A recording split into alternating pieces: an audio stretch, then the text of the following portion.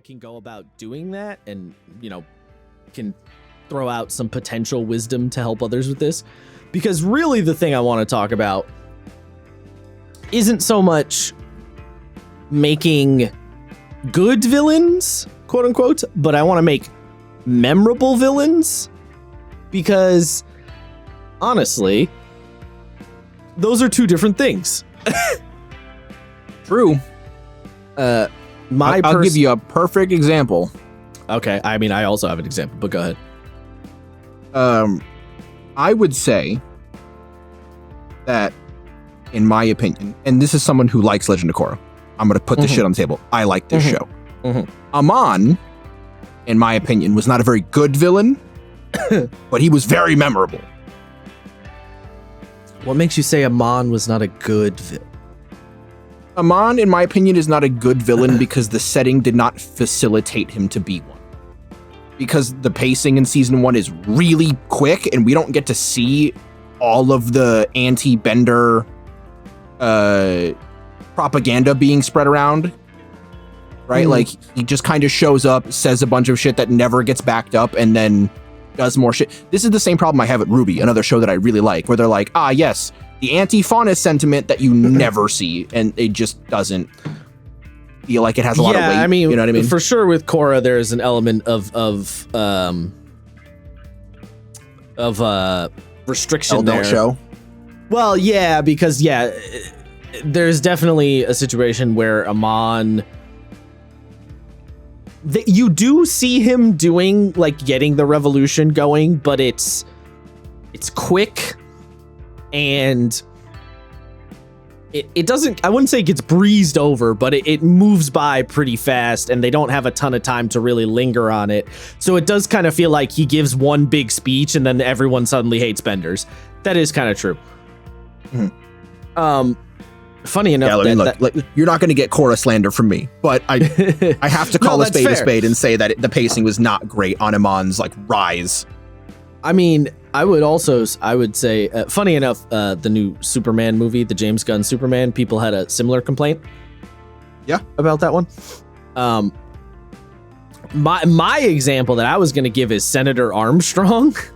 Oh yeah, because Senator Armstrong in Metal Gear Rising is, by all accounts, not really a good villain. Like, I wouldn't say he's particularly well written, and I wouldn't say that he's that well thought out, but he's really, really memorable to the point of being an absolute meme machine. And he's not just he's memorable because he's funny, right? Because part of him is how fucking just over the top he is, but he is also memorable because he's just so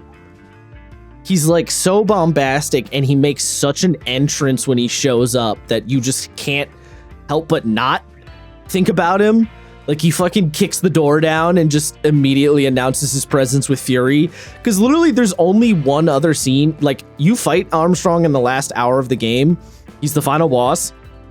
There's only one other scene in that entire game where he shows up, and it's security camera footage. So you don't even, the main character Raiden doesn't even talk to him. It's just him watching a video of this guy, Senator Armstrong, walking around, and Raiden doesn't even really know who he is. He just knows he's a U.S. senator. Yeah. And he's talking to the other bad guy, Sundowner, who arguably is the better written villain. Oh yeah, absolutely. But Armstrong is really, really memorable. Nobody forgets Armstrong. I mean, Sundowner, I would say, is also quite memorable, but it's kind of a funny situation. So I do think that memorable point, memorable versus good, you could have a villain who's kind of stupid, maybe not even that interesting, but they're memorable for X, Y, or Z reasons. I mean, I'm going to get into a couple of reasons, but yeah. And sometimes people don't care if the villain's good. Sometimes people just want the memorable villain, right? Sometimes it doesn't matter, because no, that's true. That's 100% true. I think, I don't know why. Just because it depends on the media, right? If you're watching a series, or you're experiencing a media through the lens of this is an incredibly well-crafted story. It's got deep world building. You want a good, memorable villain, right? Like Tywin Lannister in Game of Thrones is a good villain and a memorable villain. Mm-hmm. But in something like Metal Gear Rising, for example, you're more interested in the like not the spectacle of the game, but like the vibes of the game, right? Like it's so unabashed anti-war rhetoric through the idea of extreme ultra violence. Yes. That you're like, and it beats you over the head with a brick about it. Exactly, right? Like no subtlety. Exactly. Does Metal Gear Rising: Vengeance have good writing? No, but it did succeed in what it was trying to do, and it succeeded through having a senator of Texas being the biggest fucking warmonger in the world's ever seen. For the virtue of social Darwinism. Yes, for the virtue of social fucking Darwinism. Crazy. I mean, exactly.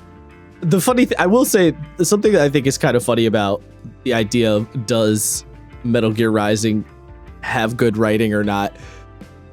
Like, it doesn't have particularly complex or deep writing, but it's good in a way that, like, it's getting its point across. You know what we're trying to do here, and you're on board for it. You know what I mean? So, like, it's good in that regard.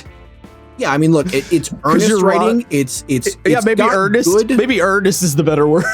Where the writing is good is its messaging, right? The idea of like sometimes you need a little violence to stop a lot of violence, right? And like pacifism is good, but pacifism to a fault of like passivity is bad, right? Like Raiden's whole thing is, I can't push myself. I can't go beyond. His sword is a tool for justice. Yeah. It's like, right, Raiden, but like you're still killing people. Maybe you need to just get the job done. Something good soldier. Like, yeah, like it really leads into the like what is good actually. I mean, it does. It does, yes, which we don't want to get down that rabbit hole. We're explicitly not here for, yeah. Well, we're not here for, but also I feel like if we get down that, it's an infinite rabbit hole, you know? But yeah, so like the idea of the memorability, I also think it's worth pointing out for a tabletop game, your villain doesn't really need to be good or quote unquote well written. Like you're running the funny haha game where you and your friends pretend to be gay elves. It doesn't need to be good. It just needs to be memorable. So you talk about it and think about it. You know what I mean? Like, yes. If you as a GM are really trying to get a message across and want to have like a deeply well-written villain, then probably just write a book, right? Like this isn't necessarily the medium for that. You could use tabletop as a medium to flex ideas, but yeah, like at the end of the day, you're still playing the funny haha theater game with your random friends. So it doesn't need and almost can't get to that next level.